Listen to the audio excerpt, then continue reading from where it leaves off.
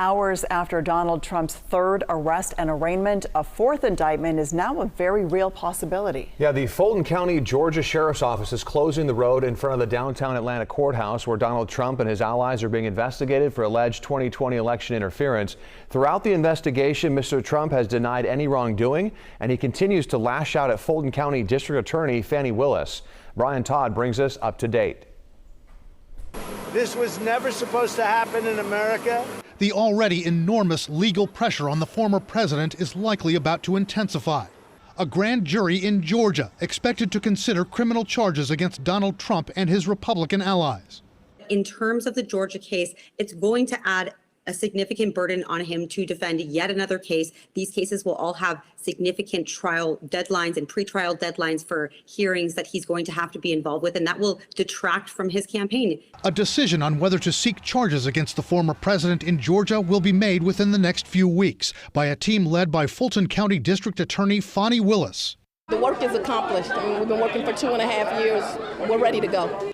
The case focuses on the multi-pronged effort Trump launched in the wake of the 2020 election to overturn the results in Georgia. It included pressure on Georgia's governor and Secretary of State, both Republicans, to find enough votes to flip Joe Biden's win in the state. So what are we going to do here, folks? I only need 11,000 votes. Fellas, I need 11,000 votes. Give me a break. When the governor and Secretary of State refused to go along, Trump urged state lawmakers to convene a special session to reverse Biden's victory. This election was a sham. Trump ally Rudy Giuliani went to the Georgia House and Senate with bogus voter fraud claims. Rudy Giuliani is considered to have a lot of exposure in Georgia because he spoke at those legislative hearings, and we know a lot of the information he shared was not true at the time. Other Trump allies who could face criminal charges are Republican activists the Trump campaign recruited to serve as fake electors. They allegedly played key roles in a failed plot to block the election from being certified. About half of them have received immunity deals, which indicates they're working with the prosecution to tell them what they know.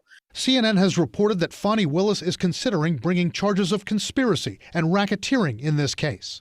Racketeering charges are typically broader criminal schemes involving multiple individuals, and essentially the maximum punishment for those types of charges are typically much higher than other charges that are mentioned here. Testimony has also been sought in the Georgia case from former Trump White House Chief of Staff Mark Meadows and Republican Senator Lindsey Graham.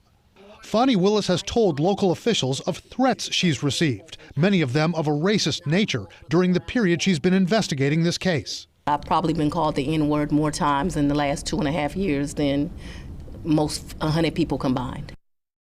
Throughout the Georgia investigation, Mr. Trump has forcefully denied any wrongdoing, as his allies have as well. Mr. Trump has also lashed out at Fulton County DA Fani Willis, calling her racist and, quote, a lunatic Marxist.